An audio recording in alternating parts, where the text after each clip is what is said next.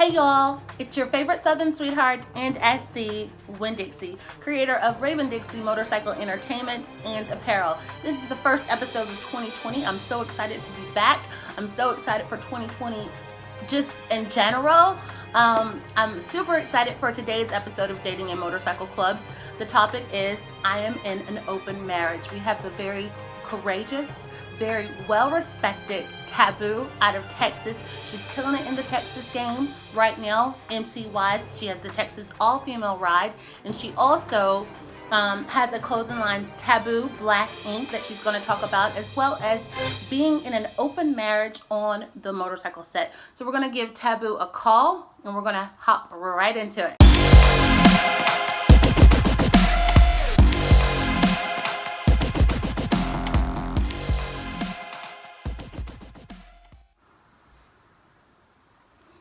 All right, guys, we're going to give Tabu a call.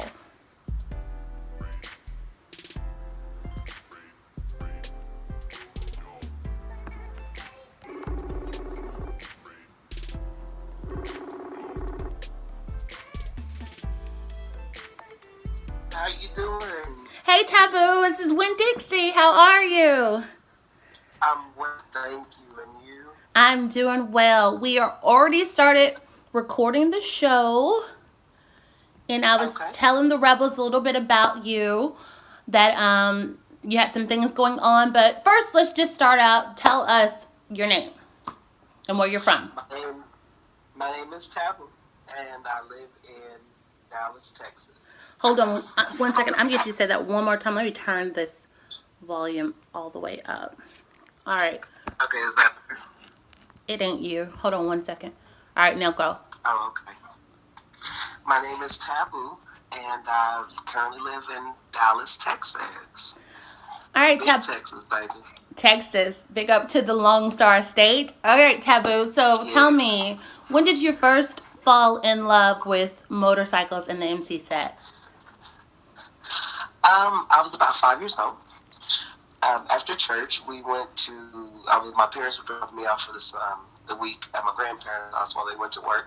My brother and my sister and I, and we stopped by a clubhouse where my dad was after church, and it was funny because I wasn't sure what we were going to do, so we just went. I don't even think we made it inside, but just getting out the car and being able to walk around, and the guys knew us, but we didn't know who they were. And so just looking at the bikes and the gravel and just how they were sitting there, just, having that camaraderie, it really influenced me. And so when I got older, I knew at the age that I was at, like in my 20s, I wasn't mature enough to handle the responsibilities of staying a woman on the motorcycle set. So once I felt like I was mature enough to do what it is I said I was going to do, then, I stepped on out and started hanging out with my dad.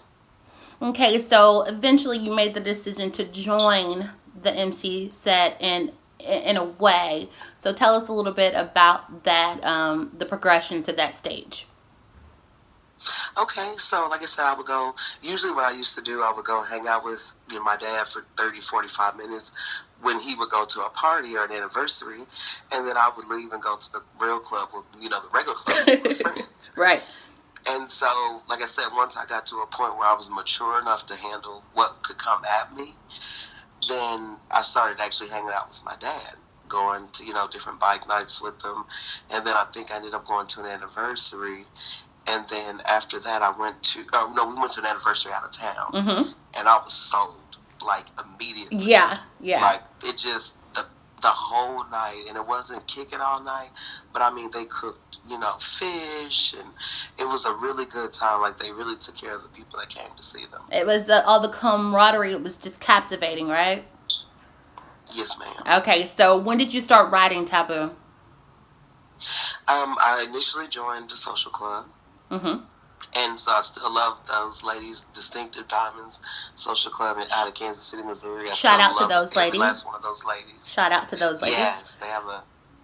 Yes, they are wonderful. But I started out there, and then I realized my focus was more on less on social and more on the writing part. And a lot of them did not want to ride, and that does not discredit who they are. That's not what they wanted to do, and that was okay. And so I found an avenue that was better for me. So I took my time. I dismissed myself from the social club, took my normal, little bit of time to make a decision on what I was going to do. But during that time, I was like, okay, let me just go buy the bike and learn how to ride it, and I'll figure out what I'm going to do next.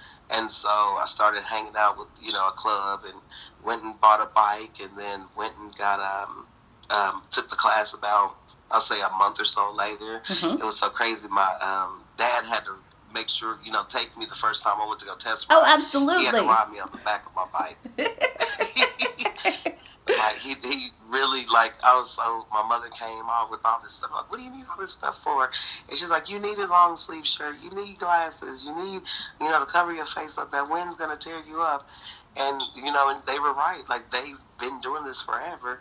So they got me prepared when it was my time. That's awesome. And so then I joined the motorcycle club. I was with them, I'll say a little bit less than 2 years. And I realized I had the will to more so embrace the motorcycle community a lot more than a lot of my brothers and sisters. I'm not saying that I'm not a part of the, I understand men and women meet each other, they want to hang out, but I wanted to ride more than I wanted to find a relationship.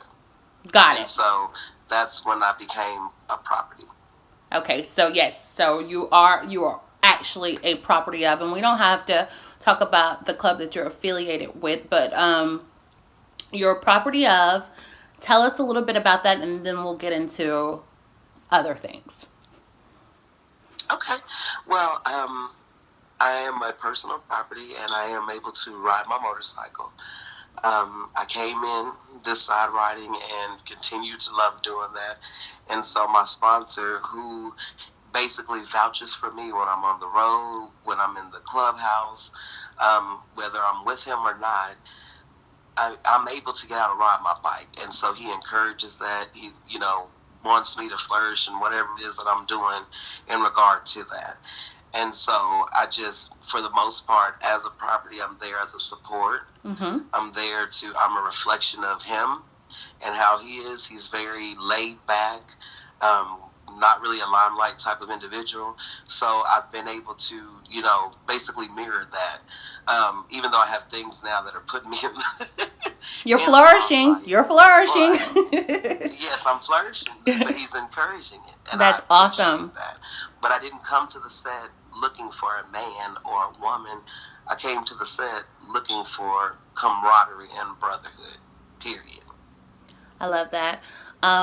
Like I said, the topic of this episode is dating in motorcycle clubs. I'm in an open marriage. So you're married, right? You're married. Taboo is a married woman. She's spoken for. She is married to Bae, yes, which is a woman, and she's also a writer and doing her own thing. You all have an open marriage. Tell us a little bit about that, Taboo. Yeah, you want to know about that. We met, I think, about 3 years, almost 3 years. Speak a little bit louder. Oh, okay, I'm sorry. Is that better? That's much better. And so we met about 3 years ago. I did not want to meet someone on the motorcycle scene. I more so wanted to meet someone in my personal life that would be outside of the motorcycle scene. And so, because I just never have believed, whether it's a man or a woman that I choose to date, I never felt like I wanted to screw everybody. Because you are bisexual, and I didn't say that, I failed to mention that, but Taboo is bisexual. Okay. Yeah, so she is into women and she's into men. She just so happens to be married to a woman. Right, and I'm not for everybody. Let me be clear about that. As soon as people get that misconception about bisexuality, they think you're for everyone. Yeah. And that is strictly not what it's about for me. And so, like I said, I was already dealing with my guy. And when I met her, like, it was instant. like I said, I tried to, date her and she'd play me off, but when we finally, like, got a chance to talk to each other and hang out, like, we've been together since. It actually made me uncomfortable because somebody actually liked me for me in my everyday life. Like, it was kind of weird. And so, but I was very honest with her from the beginning. This is who I'm going to be, or this is who I am, this is who I'm going to be. And don't get lost in me as in a relationship. Always be who you're going to be, because I've done that. I've gotten lost in these guys and, I'm going to do it. No, I don't want my wife to get lost in my life and lose who she is. And so, but I was very clear as well. I still deal with this guy, and I wanted them to be friends and to communicate and to understand that this is what I choose, and how to tell anyone, this is who I am. You can take it or you can leave it. Okay, my feelings will be hurt if they leave, but yeah, this is me. Okay, so I'm deeply philosophical, and I hear you and I feel you so much, and I want people to really understand what you're saying here. You're saying, like, regardless of if I'm talking to him or talking to you, that doesn't negate my feelings from you, and it doesn't mean that you're any less than whoever you're supposed to be, and you don't have to be something in order for me to love you more. You just be you, and yes. I'm gonna love you for that. I love you, but this is who I am, right? I am a person that I'm gonna feel at my best if I'm able to be myself, and this is who I am, and you can accept it or not. And she chose to accept it, and anybody that you're dealing with on the side or whatever, you've chosen to accept each other for that. So exactly. Okay, Taboo. So exactly. I know you're in an open marriage, but is it just open for you, or is Bae? Tell me about that. Yeah, Bae can speak with whoever she likes. I love that. I'm not concerned about drama. Let me just say that. Okay. I'm not concerned about she's going to bring somebody to cause a whole bunch of issues. Mm-hmm. We figure that out usually within the first couple of weeks. Mm-hmm. But she doesn't talk to a lot of people. But she can do it. She's a grown person. And I'd rather know about it than not know about it, and she have to sneak around. And so, let's say, but it's her choice. And she's okay with just dealing with me.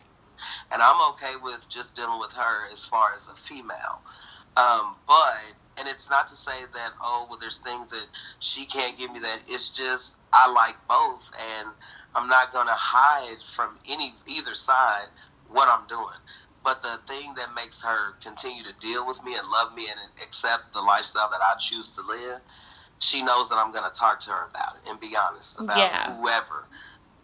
If somebody inboxes me, if somebody, shoots a text message.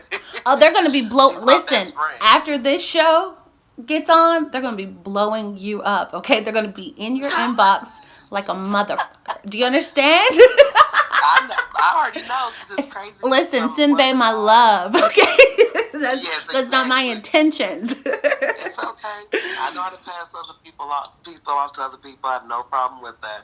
But Absolutely. It's funny because one of the guys, I guess he's had a crush on me for a while, mm-hmm. and he approached me and, was wondering if I dealt with guys.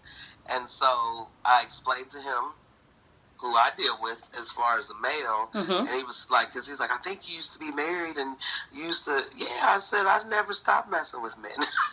Yeah. I just don't mess with every man. Yeah. And I'm not going to mess with every woman. I think when people, like I said, they get that misconception of open relationship means you can talk to 20,000 people. No.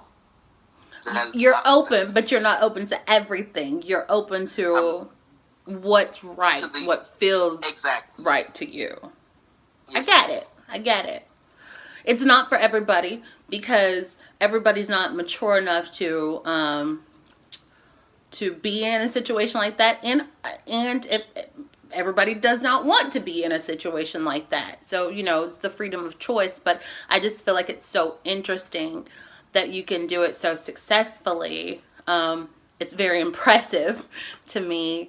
Well, that's why they call me Taboo. I'm very jealous of you You are living the It's life. so fun. Everybody says that, and believe me, I am not living the life. I'm living who I am every day. And that's amazing. And honestly, how I feel about it, I just don't want to be cheated on. Oh. Just don't lie to me. Don't lie. And so because of that, a lot of women that can't handle this lifestyle, their guys go screw around and have girlfriends for 15, 20, 30 years because they can't accept the fact it's not about that woman that this man go cheats. It's not about this man that this woman go cheats. It's about them as a person that they choose to cheat. They can't make that their partner's problem because you want to go cheat. No, you're the problem. So they say it again? You say it again. You say No, I said, yes. No, what I'm saying is, if a man goes and cheats on a woman, it is not that woman's fault that he is cheating. Correct. Period. Correct. It has nothing to do with her. That is his problem. Yeah. If a woman chooses to go cheat on a man, that is not his problem. That's her problem. Mm-hmm. If people choose to cheat and do whatever they're going to do, that is their personal choice, and that does not reflect poorly, in my opinion, on the spouse, but it does hurt. It hurts because you took away choice. You took away that person's option to fuck with you or not. Do you know what I mean? Like, yes, ma'am. And yes, ma'am. That is exactly what it is. I can... I've been cheated on before, and in the past, like, in my early 20s, I've cheated before, like, probably was like 19, 20. Both sides, it hurts both ways, but to go years and years and years just cheating on someone, like, I can't reconcile that. Like, I just can't, because you gotta, without them knowing. Do you know what I mean? If y'all have an understanding between your marriage and y'all do whatever the fuck you want to do, I get it. Mm-hmm. But to, like...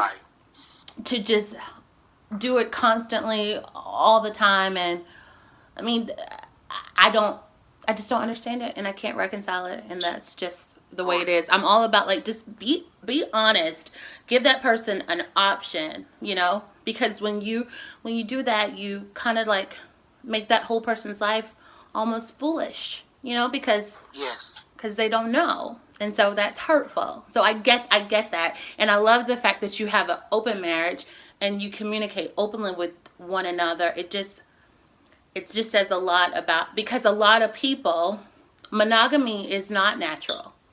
And I understand that. No, it's like, I get it.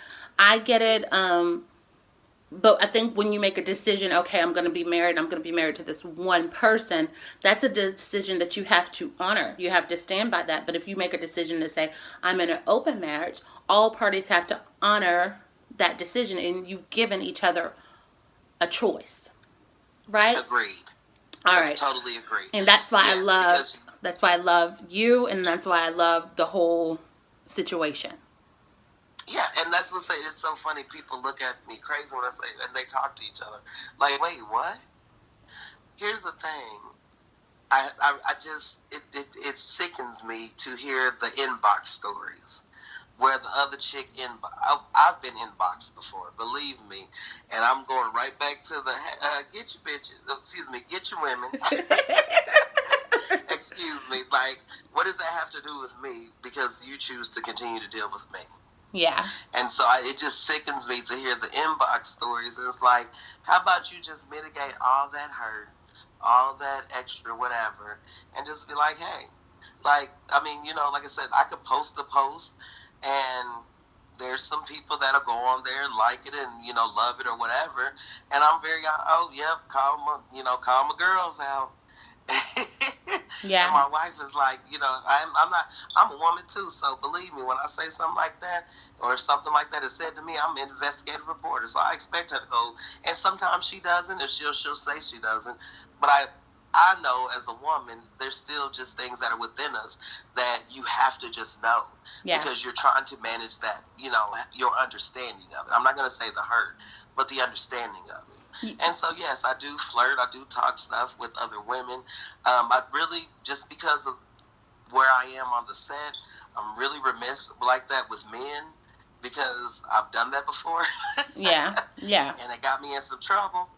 So I have other things going on that I would rather just not, go there. I'd rather not jeopardize. Absolutely. And so because I'm not going to jeopardize it. I just, with most guys, I just kind of like, hey, what's up, homeboy, and keep going.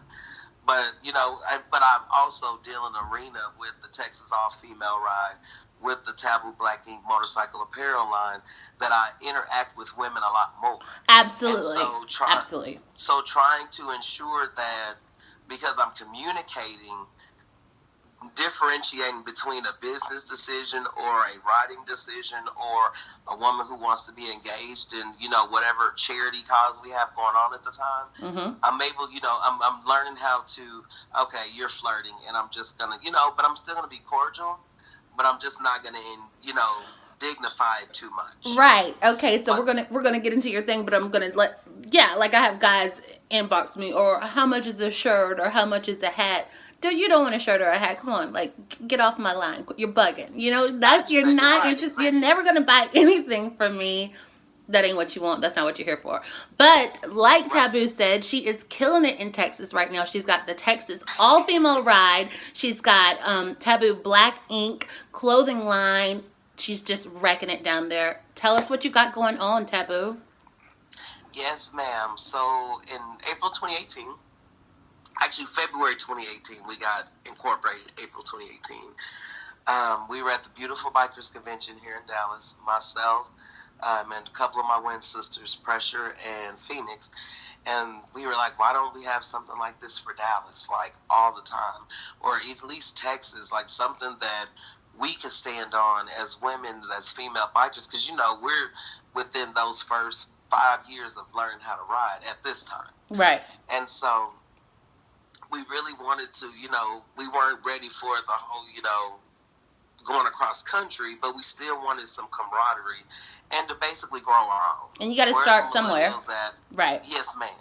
And so we're looking up to all these ladies that are doing cross countries, that are hitting 48 states, that are hitting four corners, that are going to lunch 2 states over and coming back within 24 hours. Like, it really put an impression on us, and then to come together for an event that Black Girls Ride hosted, it just really sparked our conversation.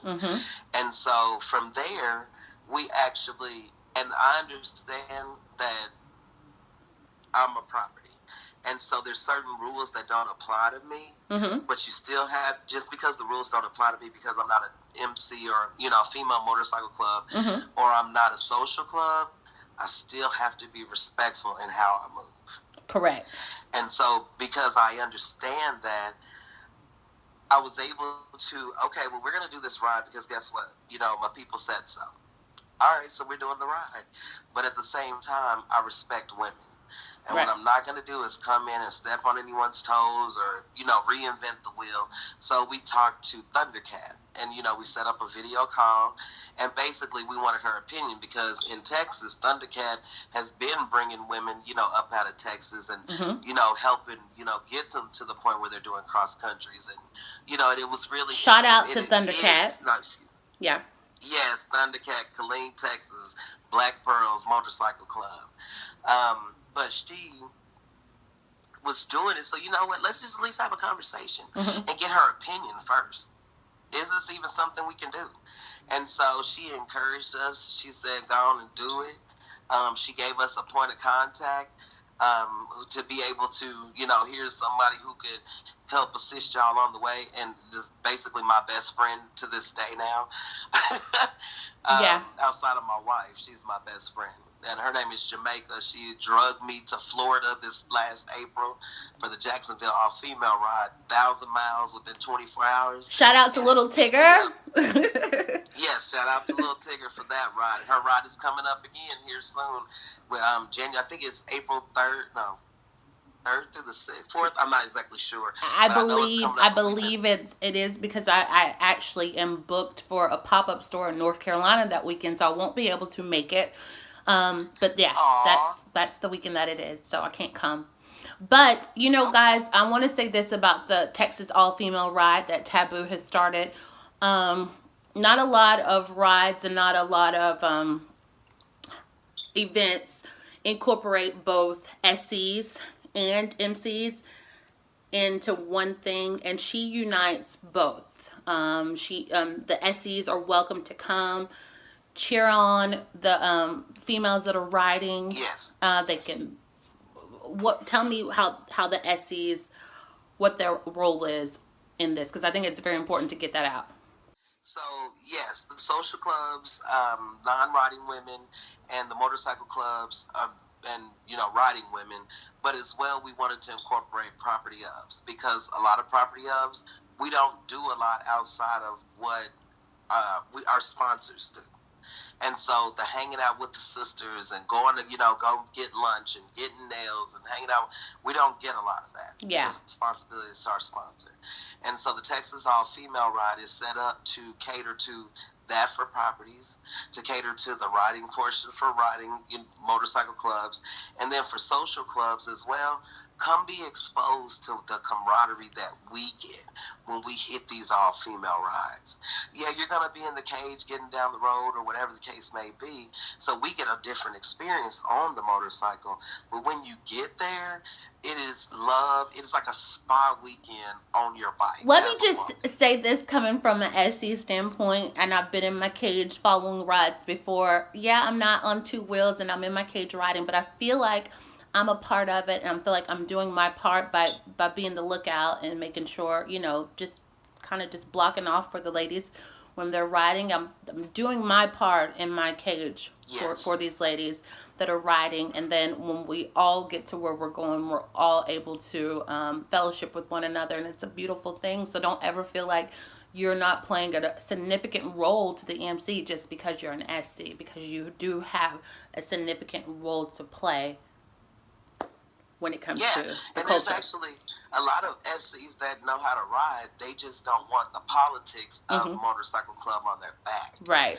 And that I can understand and respect as well. They want to be laissez-faire about the riding. And guess what? They get that option. But if there's still being a support, that, goes many, many miles as well. And so, but as well, we wanted to educate the social clubs more so, not about, don't get out here and go ride on the back of these bikes with these men, but this is the proper gear that you need to wear. Mm-hmm. We scoff and under our breath every female biker. And I'm gonna speak for every female biker. The moment we see a social club or an independent or a civilian young lady get on the back of the bike in shorts and tennis shoes or sandals, we automatically know that that man does not give a darn about you. Because correct. You are, and I mean, come on now. There's times when we get cute on our bike, we probably not really going nowhere. We know it's unsafe, but we just trying to be cute for a little bit. But moving around and not being a motorcycle rider, that man does not care. Mm-hmm. You need to have your legs protected. Mm-hmm. You need to have your feet protected, especially when you go to the bigger rallies, mm-hmm. because there's a lot of traffic, there's a lot of drinking. So we wanted to educate our social clubs. Hey, do you, boo? Be cute at the party, boo. But guess what? You get on the back of that bike with that man that you like right now, or the one you totally love. If he does not tell you that you need to go back in the house and put some pants on and some long boots on, he does not care about you. Absolutely. That's important. Taboo, before we get out of here, I do want you to talk about Tabu Black Ink. What does it mean to you? Tell us about it. Okay. Tabu Black Ink is a motorcycle apparel line that we have started. Bay and I have started. It launched in October 2019. It was a soft launch, more so to get all the kicks and giggles, the issues that would occur, just to get more of a marketing response to see how things would go. Mm-hmm. And so we basically are taking soulful African Americanness, blackness, and putting it and infusing it into motorcycle apparel. And so those are things that I had noticed when I was on the set. There's nothing that really represents me and the thought process that I am. The paradigm that I live in. And I wholeheartedly believe in supporting black business, supporting others. I'm not going to say that, not to support other businesses, but let's lend a helping hand, because you never know where that helping hand is going to reach back and pull you up with them. I truly believe that. Yeah. And so we started, my Bay is the designer. She's the graphic artist. She looks at the colors and, we kind of look colors together, but she's the one that puts the artwork together. Mm-hmm. And so I'm basically the salesperson. Yeah. You're so like but it's crazy because she's the extrovert and I'm the introvert. People are like, really? You're shy? I'm very shy. Right. I get it. Everybody has a role to play. You had a really big day today. You had the photo shoot for Black Ink Taboo. We're going to run some photos from your photo shoot and like what was going on in the background here on this show while we're speaking. Yes, tell us where we can find some Taboo Black Ink apparel. Yes, ma'am. We are on Facebook and Instagram. You can like us, follow, share, tell your mama, cousins, auntie, all of them. Taboo Black Ink is TABU BLACKINK. And like I said, Instagram, Facebook, we respond, and then you can go on there and find the website to order some apparel. Okay, so we'll link the website in the description box for you guys as well, so you can just click the link and order your Black Ink Taboo. Yes. Okay. Yes. Thank you very much. Let me just say one more thing. No problem. I am very humbled and appreciative to first off, be a property that is able to ride a bike. Yes. With the club that I ride with. Well, Yes. listen, I commend you for everything that you're doing down there in Texas. I'll be watching. We'll all be watching. So keep impressing us, Taboo.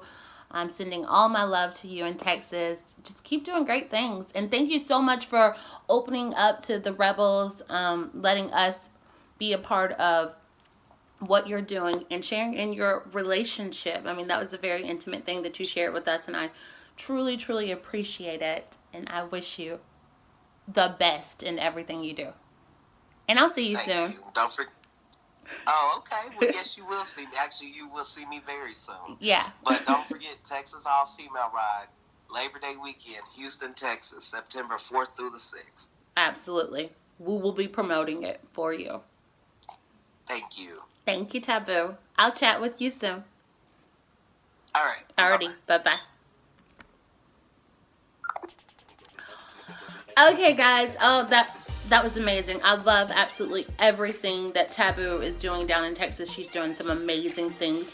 Women right now are like killing the game, and I'm super impressed with everything that they got going on. I'm going to link everything that she's got going on in the description part of this video. I'm going to wrap it up. And as I wrap it up, I'm going to encourage you all to wrap it up as well. Yes, make sure you are practicing safe sex. I want you all to have the sweetest of the dreams. Good night.